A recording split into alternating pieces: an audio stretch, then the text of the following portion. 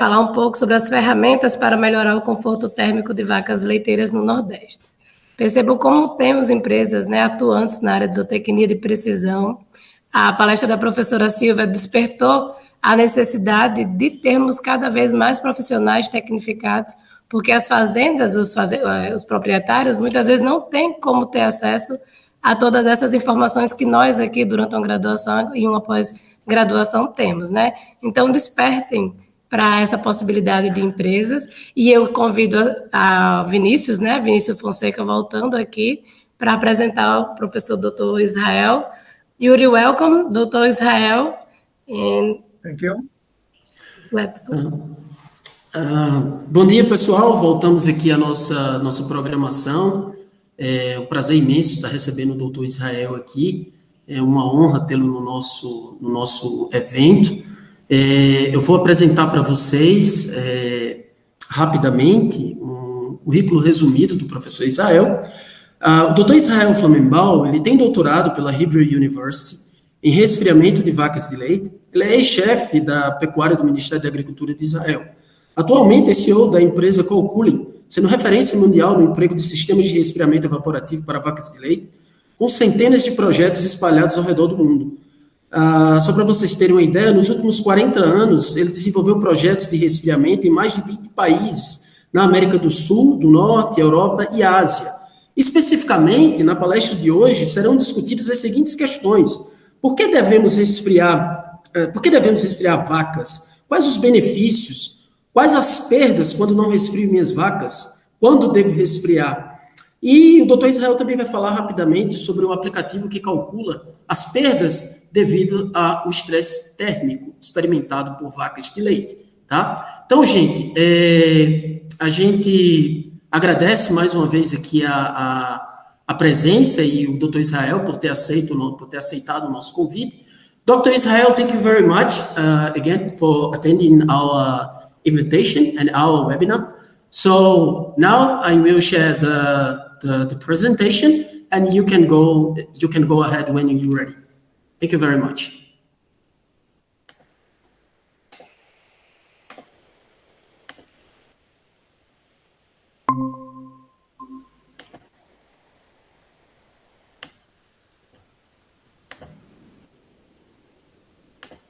Can you see my screen, Dr. Israel? Yeah, I can see your screen, but please go to the first slide. Yes.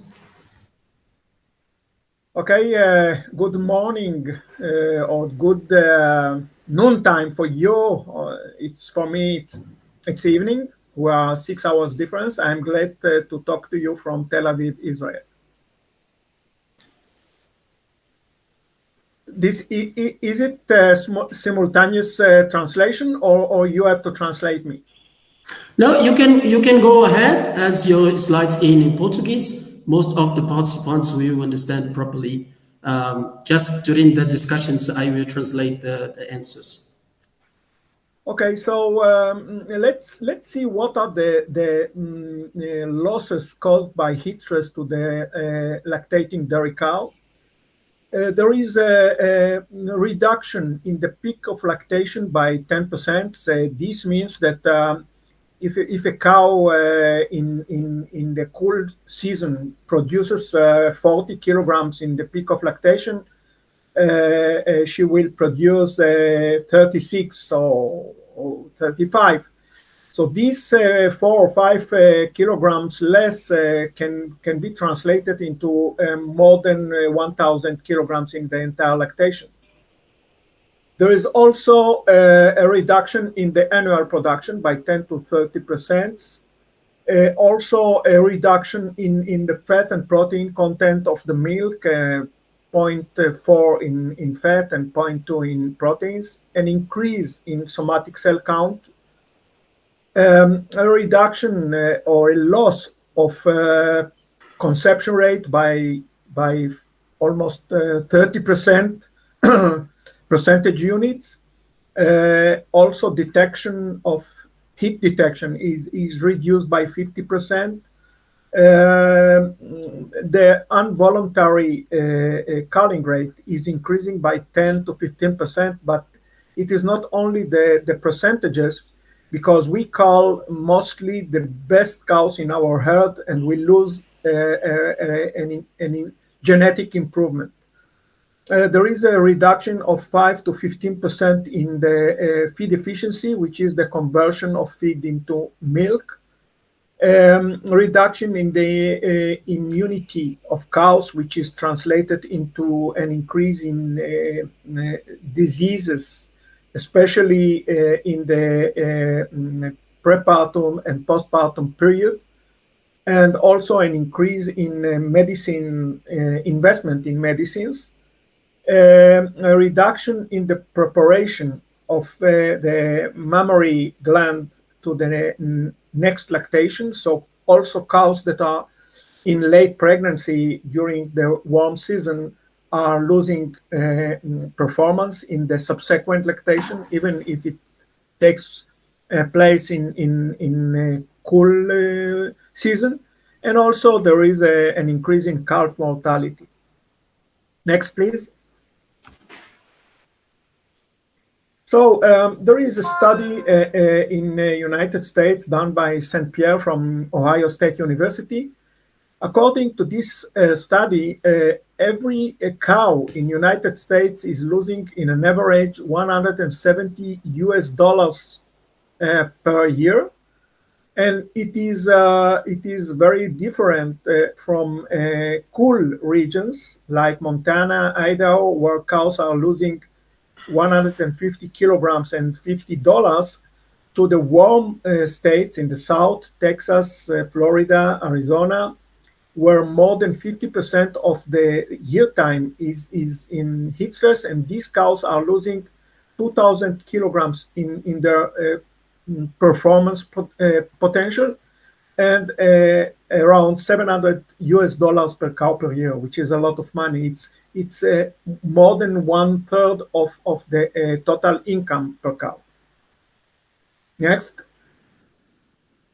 So if we take this table between the coolest state, which is Washington State, with 6% of year time with THI, temperature humidity index, above threshold, and Florida, which is the warmest one with almost 50% of year time, we can see that even in the coolest states, cows will lose 80 kilograms from dry matter consumption, 170 liters of milk, and they lose $80.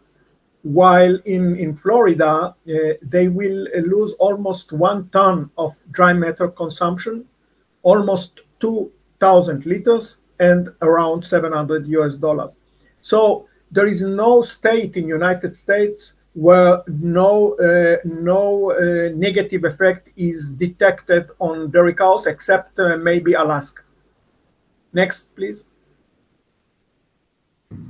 This is a graphic from a study ran in Kansas, United States. Can you, Vinicius, type 2 times more? 1 and 2. Yeah. We can see that when temperature is 22, cows will produce 1.4 kilograms of milk per kilogram of dry matter consumed.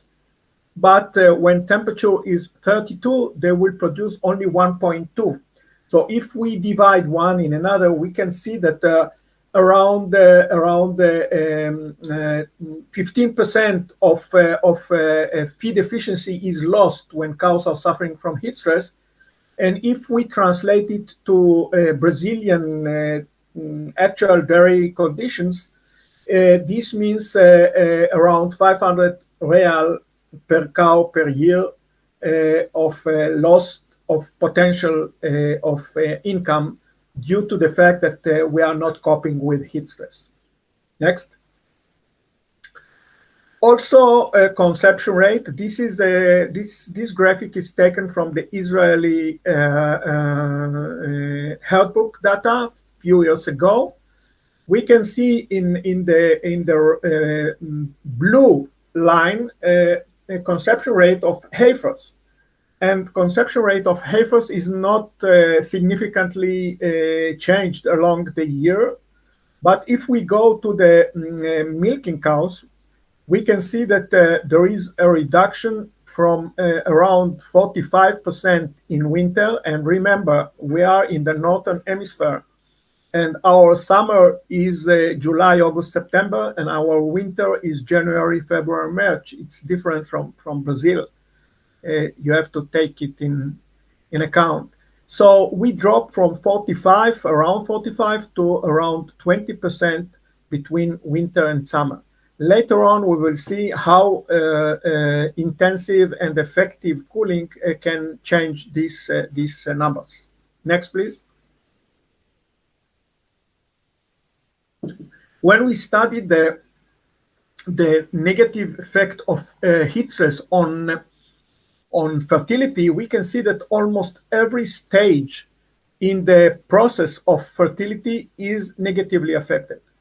From the development of the follicle, the ovum quality, the time or the interval between ovulation and manifestation of estrus, which is very important for the success of artificial insemination, the reduction in the intensity of the heat stress, of heat manifestation,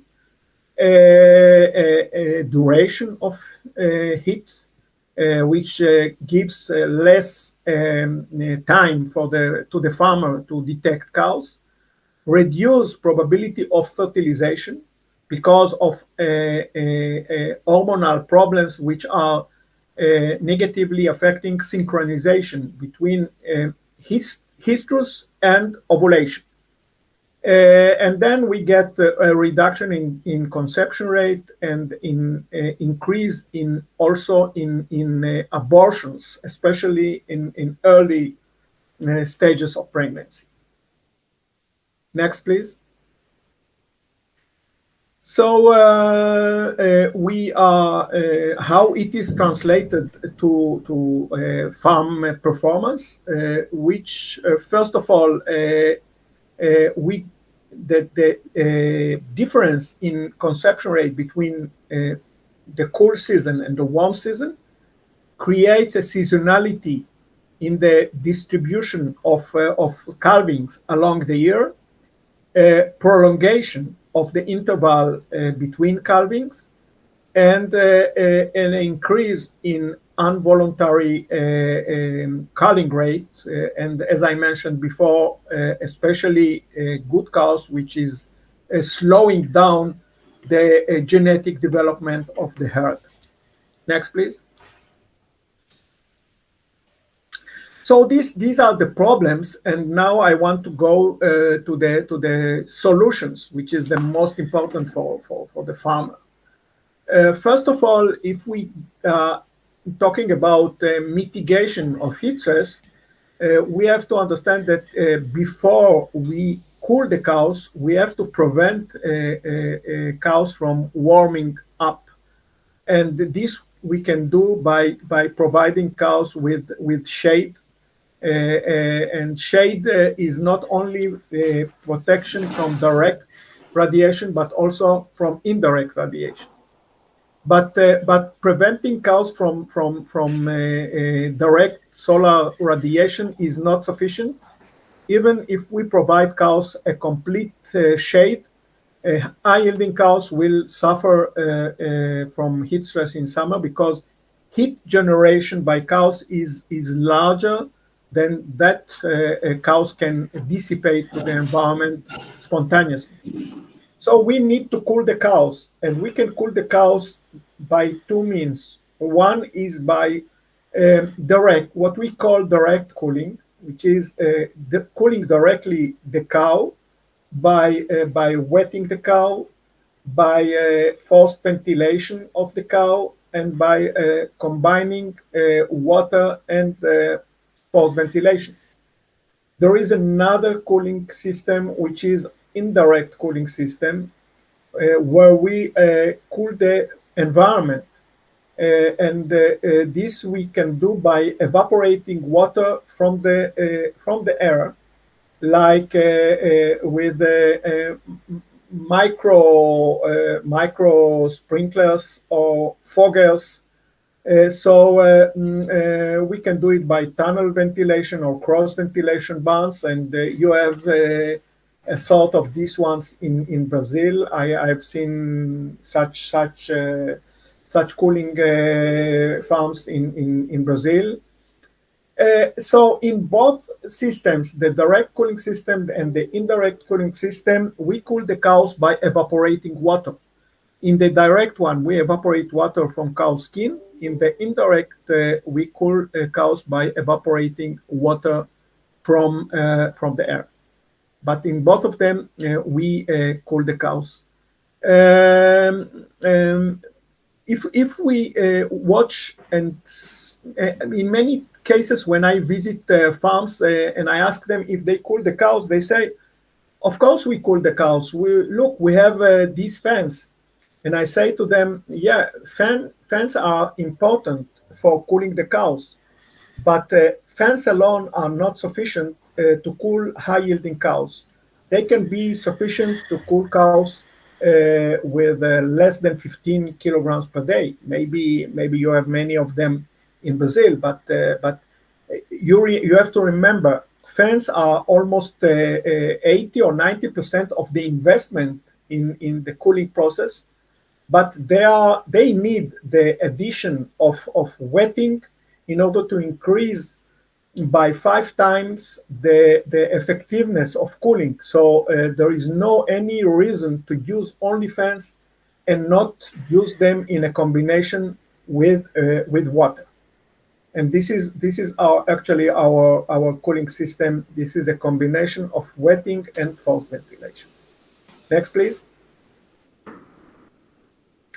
So if we go to the direct cooling system, I wrote an article and I published this article in different countries, including in Brazil. I have more than 25 different articles published month by month in the Milk Point magazine. So those of you who are interested in reading these articles, you can contact Vinicius, and I expect him to be able to give you the link. There is one link which can open all these 25 or more articles. So one of these articles is titled "Water, Wind, Time, and Cow." When I say water, I mean to the quality of wetting the cows. Cows need to be well wetted, what we call suckle the cows. Water needs to penetrate the fur and be in contact with cow skin. Wind is the wind speed when we want to evaporate water from cow skin, and my recommendation is to have it 3 meters per second. Time, in order to cool dairy cows, we need to cool them in 4 to 6 accumulative hours per day, 4 hours for dry or low producing cows and 6 accumulative hours for high yielding cows. And the word cow is in order to explain farmers that there is a need of the presence of the cows in the cooling site when you cool the cows, because it sounds very obvious, but in many cases when farmers are using automatization of cooling system, they put on the system and they forget from the cows, and many times all the system is operating perfect, but cows are laying down and not receiving the treatment. So make sure that after you provide the 3 first requisites, cows will be able to enjoy it. Next one. So this is how I would like to see the cows well wetted, and you can see that cow is brighting because water penetrate the fur and touch the skin, and then when it touches the skin, it hits and evaporates. Next one. Okay, if I would be able to cool, I would cool all the cows in the herd, the dairy cows and the milking cows and dry cows. But in case of any case that we are limited, I would put these priorities. And I would start with the cows in the 3 weeks before and 3 weeks after calving, what we call transition cows. They are the most, the cows with the most benefit from intensive cooling. Because in this period, we determine the success of the entire lactation. Then I would cool the dry cows, cows in high production, and the last ones are cows in mid and late lactation. Next, please. This is a graphic taken from my first article in Journal of Dairy Science from my PhD in the University of Jerusalem. The study was done in 1985, and it was published in the Journal of Dairy Science in '86. So you can see many years of work. As Vinicius told you, I am more than 40 years dealing with cooling cows in my career, the majority of my lifetime. So in this graphic, we see the upline is cows without any cooling, and you can see that they have a body temperature which is above 39, which is the, let's say, the threshold of normal body temperature. So if you don't cool the cows, your cows are above a normal temperature the entire day in summer. While cows receiving 4 treatments, you can see the treatments in bars below. They can maintain a body temperature which is below 39 or normal in the entire day. And obviously, if we get these results, we will have much higher milk production and conception rate in the cows with the cooling treatment. Next, please. Well, these are graphics taken from 10 best cooling farms in Israel and the worst 10 cooling farms or non-cooling farms. So in pink, we can see the cows calving in summer in the left graphic. Cows calving in summer, and the pink one are the best cooling farms, and the green the worst cooling farms. So we can see that if cows are being cooled in the beginning of lactation, they reach higher peak, and they maintain a higher production in front of the other group until drying off, even though that summer ends after 5 months. So what we learn here is that there is a residual effect of cooling in the warm season on the entire lactation. So if we cool, if we invest and cool cows in the summer, we will get more milk until these cows are drying off. So the total increase in milk production is much larger than that we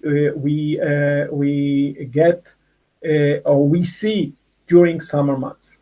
If we go to the right graphic, these are cows that are calving in winter, and obviously we don't see any difference between the two groups. But when summer comes, we can see that the pink group, which are the cows intensively cooled, produce more milk or persist better than the cows with minimal cooling.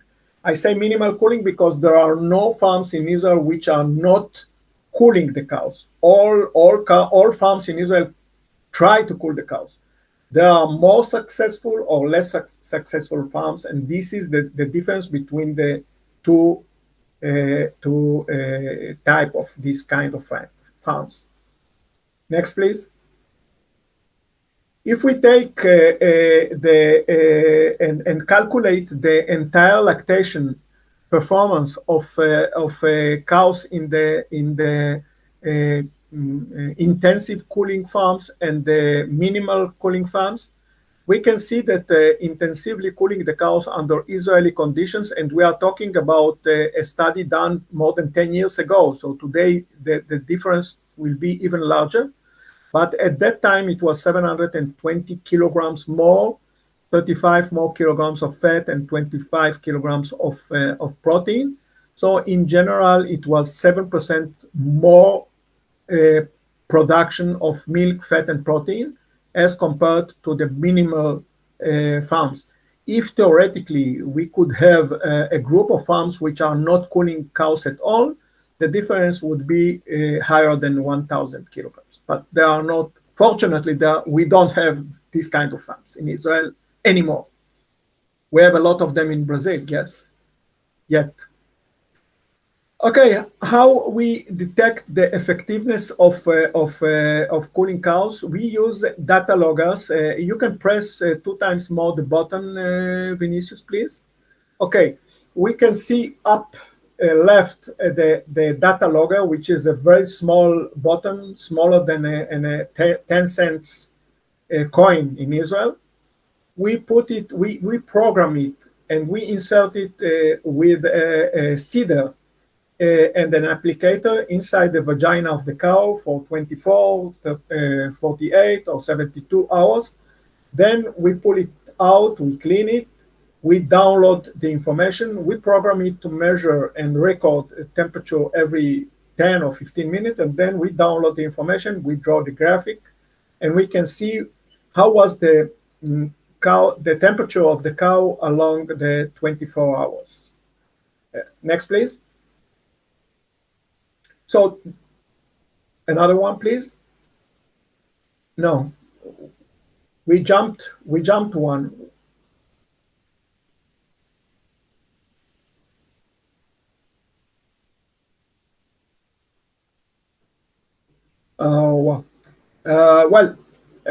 I wanted to show you the slide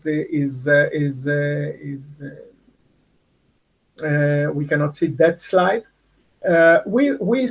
This is a study done in a project I ran in Mexico. So in the beginning, and this is the previous slides, which is not cannot be seen. We cool the cows 3 times a day, every 8 hours for an hour, in a total 3 hours per day. And we saw that cows are in high body temperature above 39 for many hours per day. So we understood that we are not cooling the cows sufficiently. So in the next step, we added 3 treatments more. So we cool the cows 6 times per day, each time 1 hour, 6 hours. And then we put the data loggers again, and what we could see is what you see now in the screen, which is cows maintaining normal body temperature below 39 for the entire 24 hours. And this is actually what I want to see in each one of my projects. If I see continually this type of graphic, I know that this farm is successful in cooling the cows, and I can expect the good results in milk production and fertility. Next, please. We did in Israel a study. We took 12 dairy farms and we inserted data loggers to 36 cows in each farm. Then we analyzed the data and we watched how many or what was the average hours cows were above 39, 39.2 or 39.4 during the 24 hours. And we can see that the range was the best farms maintained cows above 39 for 3 hours per day, and the worst ones were with 14 hours per day. So I classified them to three groups. The green one are let's say the better, cooler farms. Yellow, medium, and red, the worst ones. So we can see that there is a big variation between farms in the what I call cooling quality. So let's see how this is related to fertility. Next, please. And we can see that when cows spend a short time above 39 during the day, they can reach 33% of conception rate. But if these cows spend almost 10 hours per day above 39.2, they will drop to 20% conception rate. So now we have an index which is very highly related to the fertility, and this is how many hours our cows are spending above threshold body temperature. And this is, of course, directly related to the quality of cooling. So if we are successful in cooling the cows, the number or the time above 39 in body temperature will be very short, if any, and we can expect good fertility and a very little drop in milk production. But if we are not successful in cooling the cows and they spend more than 10 hours or around 10 hours above 39.2, we can expect a drop in cows' performance. So this is a very important index that we are going to use very much in our service, consultancy service through our cow cooling company in Brazil, as I am doing in different other parts of the world. Okay, if we go to the economics of heat stress, this is a study done in Florida, United States. They compared the number of hours that cows are spending in heat stress without cooling and with direct cooling. And we can see that if cows are not cooled, they will lose almost 1,600 kilograms of milk per lactation and $700. And this is a tax that farmer is paying to the nature because of not coping with heat stress. But if we cool the cows effectively, we significantly reduce the time that cows are spending in under heat stress conditions, and we reduce significantly the tax that farmer is paying. In this study, this tax was not totally eliminated, but it was reduced from almost 700 to only 125. So farmer is saving almost $600 from the potential losses he could suffer from by not coping heat stress. Next. Okay, let's go to Brazil. And the last time I ran the data was, well, here it is 2019. This is the title, but actually the numbers I've put are from Brazil 2021. So let's see what is the economy of heat stress and heat stress relief from dairy cows. So from one side, if we make the calculation, we have the cost of cooling.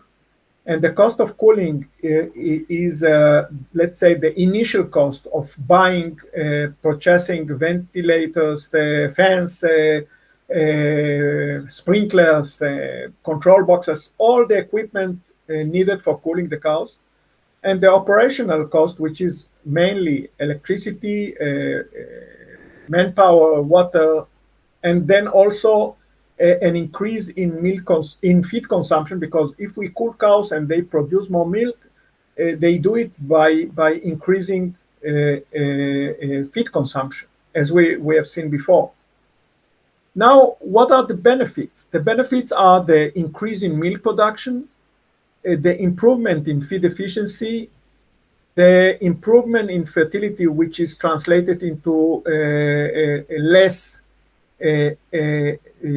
open days, and a reduction in the investment in medicines due to improvement in cows' health and immune system. Okay, so this is something that I say always when I lecture to farmers around the world, and Brazil is not different from other countries. 99% of the farms in the world are trying to cool the cows in somehow, but very little of them are doing it successfully. So let's do a calculation of the cost effectiveness of the implementation of cow cooling system in Brazil, and this is something that we developed to convince Brazilian farmers to go for the investment in cow cooling, which is our business. Okay. So in order to make the calculation of the cost effectiveness, I developed a spreadsheet, an Excel spreadsheet, where I put the number of cows, initial milk production.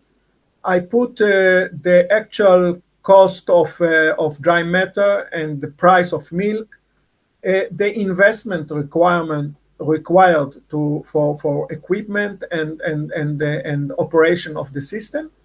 And then I put some assumptions, what I expect in percentages, the increase in milk production, in this case 10%, and the increase in feed efficiency, in this case 5%. And then I run the program, and I can see, you can see in green, the increase or decrease, in case there is one, but I never met a decrease in all my career, but the increase per cow and per herd of the annual income per cow. So let's see numbers from Brazil. Next, please.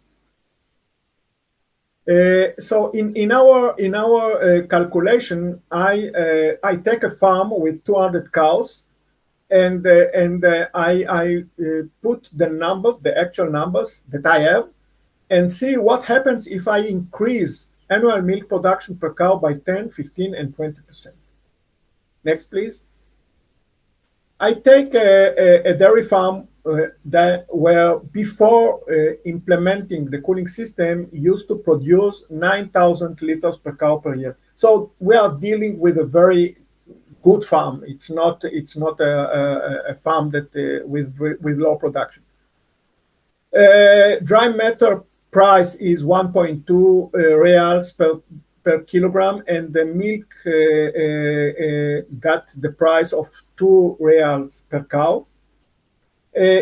According to our experience, there is 1,500 reals per cow needed for installation of cooling system, and 130 reals per cow to operate the system annually. And then I've put the increase in milk, assumed increase in milk production and feed efficiency, and the reduction in let's say in open days, which is translated to around 20 reals per cow per day. Okay, next one. And I summarized it in a table. And this table shows what happens if we increase by cooling the cows with these numbers I presented. What happens if we increase milk production by 10, 15, or 20%? 20%, no, back.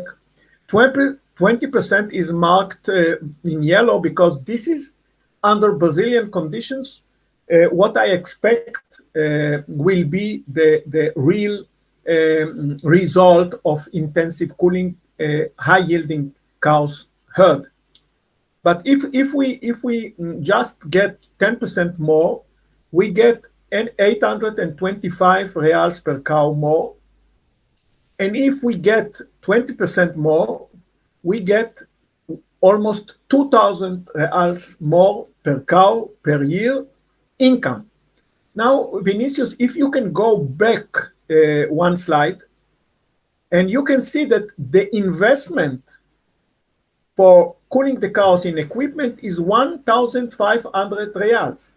So go back forward, and you can see that, no.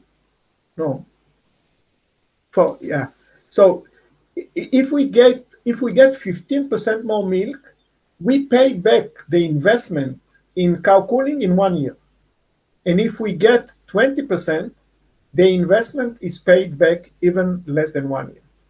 And if we talk about a farm with 200 cows, after 1 year, the farmer can have almost 400,000 reals more per farm per year in his income, which is a lot of money. I don't think there is another investment in dairy farms in Brazil and elsewhere in the world that can yield as much and be paid back so fast.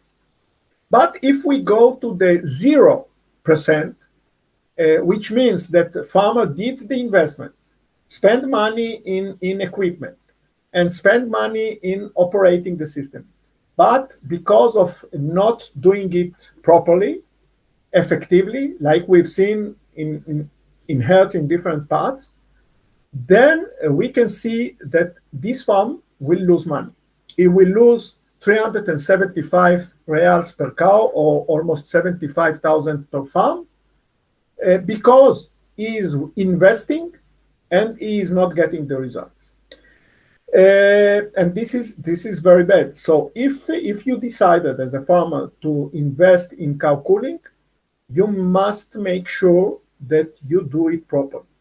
And this is actually the purpose of our company, Cow Cooling in Brazil, to show farmer what is needed in investing and operating the system, follow up the operation by data loggers, by other parameters, in order to make sure that farmer is doing well, getting the results, and doing the profit, and preventing the situation where farmer is not getting the results and is losing money.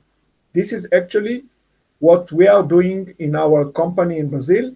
And this is something very exceptional for our company, because I don't know about many others that are doing this in such profound way. Next, please. So if you cool cows and get results, you will get increase in your income. But if you invest in cow cooling and you don't get the results, you are going to lose money. And we don't want farmers to lose money. Next one. So why dairy farmers in Brazil need cow cooling services? Next one. Because what we provide is monitoring the cow's temperature, train people how to do it, provide farmers the appropriate cow cooling solution, which is let's say required to that farm conditions, and we have to guarantee that this farmer is doing well everything and getting the results. Otherwise, we did nothing. Okay? So what we expect by our consultancy services is to make sure that farmer is reducing cost of production and increase profitability. I think this is the last one, and this is I don't know if it is a video. Can you check if you can open the? Yeah. So you can see a short video of one of our solutions. This is a compost barn. My partner Adriano Sedon is one of the gurus of the compost barn in Brazil, and you can see we created a tunnel, a cooling tunnel, which includes sprinklers and fans, so cows can go in and get the good treatment along the day. Thank you very much for your attention, and I am open to receive questions if there are. Hi, Dr. Israel. Can you hear me? Yeah, I can hear you. Okay, I will do the questions in Portuguese, and after your answer, I can translate to the participants. Just give me some minutes to take the questions. Bom, pessoal, bom dia. A gente tem aqui alguns questionamentos para o professor Israel. A gente tem aí mais 10 minutinhos, entre 10 e 15 minutos para esses questionamentos. Vocês podem deixar aí no chat.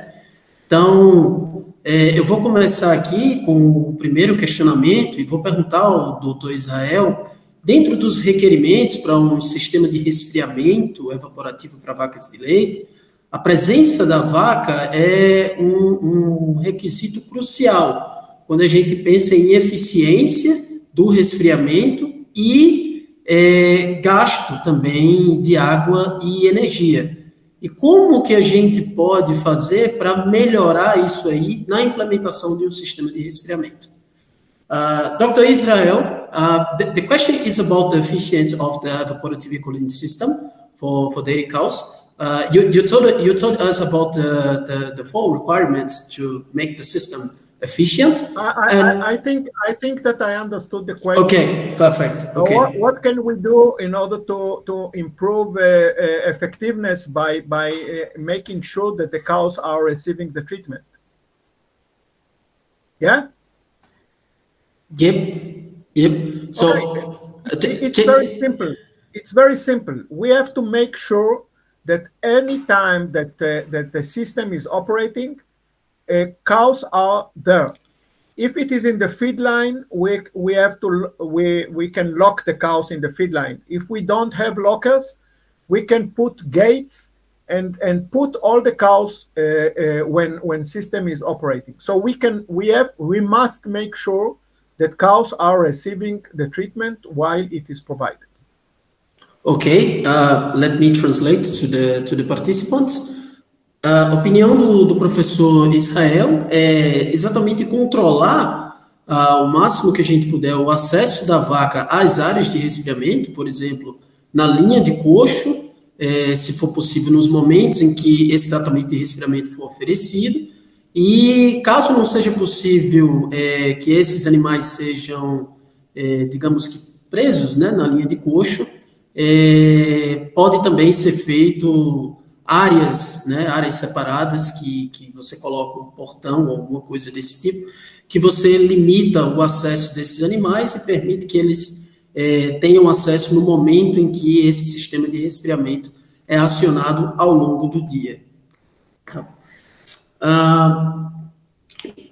Professor Israel, mais uma questão acerca da implementação dos sistemas de resfriamento, levando em consideração as características particulares que a gente tem aqui na região Nordeste, mais precisamente no semiárido aqui do Nordeste, onde existe um potencial muito grande para a produção de leite, e a gente tem rebanhos, né, que não são rebanhos tão grandes, né? Então a gente está falando aí de rebanhos em torno de 30 vacas, 40, 50, Então, na apresentação que o senhor fez no Congresso Brasileiro de Zootecnia, o senhor mostrou alguns modelos de instalações que podem ser feitas para a implementação do sistema de resfriamento relativamente simples. Então, a minha pergunta, qual a sua experiência com a implementação desses sistemas de resfriamento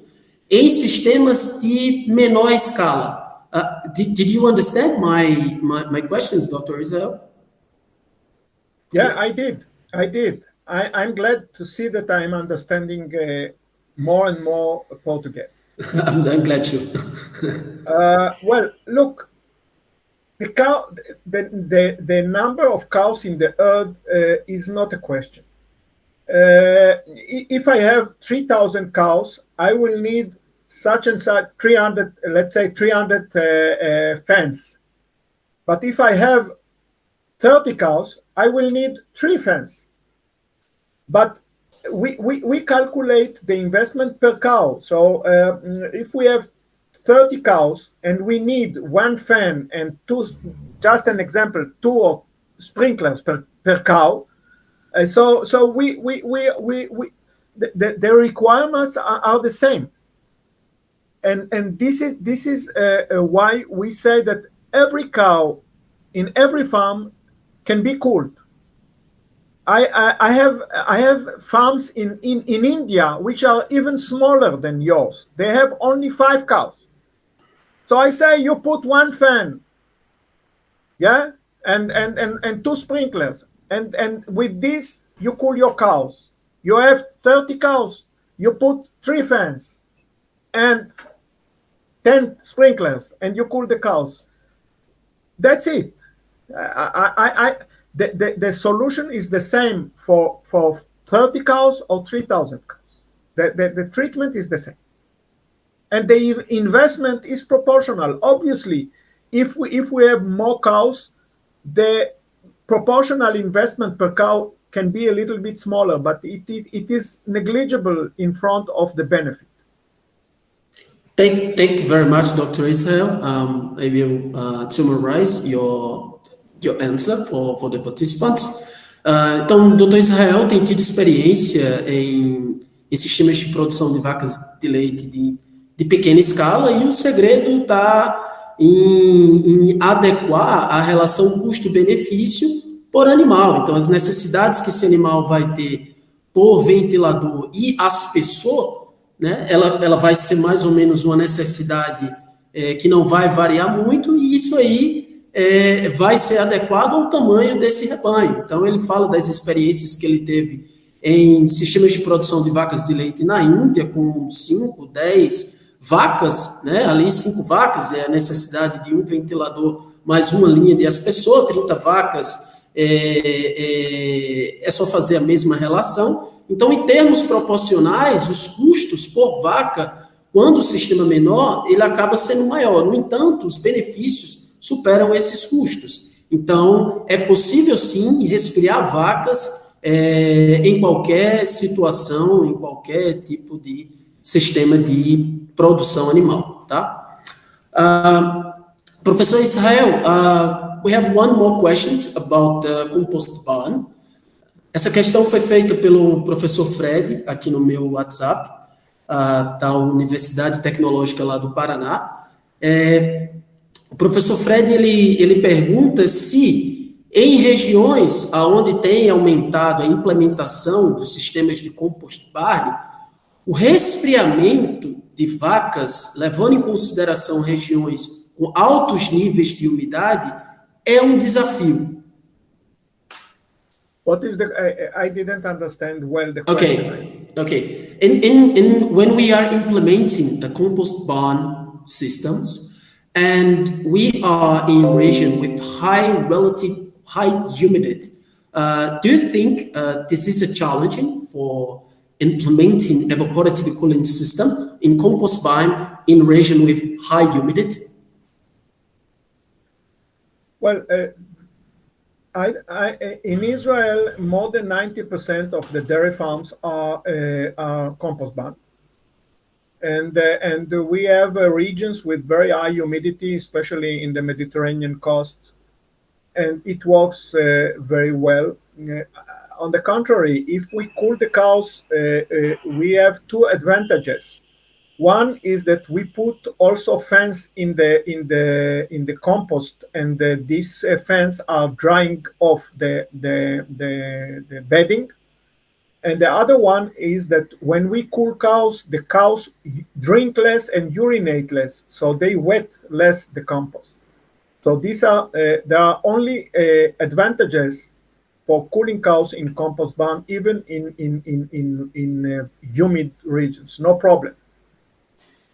Ok. O professor Flamembal e o professor Israel disse que isso não é um problema, implementar sistemas de resfriamento em barracões com compost barn, até porque um dos impactos, quando você resfria o animal, a necessidade, a taxa de renovação de água desse sistema biológico, desse animal, ele vai diminuir, né? Então, ele vai urinar menos. Então, isso acaba compensando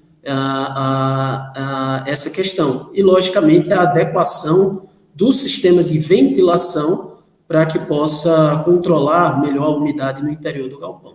Tá? Então, Dr. Israel, we are very happy and we really thank you very much for attending this webinar. I just will call for Jacinara to join us now. So Jacinara will do some advices for the participants, because we have continuations of the program this afternoon. So once again, thank you very much, Dr. Israel. It was, for me, it's always a pleasure to hear you. And yeah, we hope for implementing the service of co-cooling here in the Northeast to improve the milk production in our region here. Thank you very much. Yeah, thank you very much for the giving me the opportunity. And I would like you to find a way to provide the participants with the details of our company, so they can contact with our people there, and try to find a way to implement our services to your region. Thank you very much, Dr. Israel. Jacinara, a palavra é com você, dos últimos informes aí, antes da gente encerrar nossa programação durante a manhã. Obrigado a todos por terem participado, todos os ouvintes aí. Espero que vocês tenham aproveitado bastante. Obrigada, Vinícius. Thank you very much, Dr. Israel, for this interesting presentation. Thank you. Thank you so much. E aí, pessoal, vocês que ficaram até agora ganharam muito acompanhando a experiência, né, de uma empresa atuante, de um pesquisador do nível do professor Israel, que vem trabalhando, que vem resolvendo, né, vem trazendo soluções para avançar aí na bovinocultura de leite. E é algo que demanda, né, muito, não é só refrigerar, tem que ter conhecimento, tem que utilizar a técnica correta, tem que fazer de forma precisa e tem que ter uma resposta para o produtor.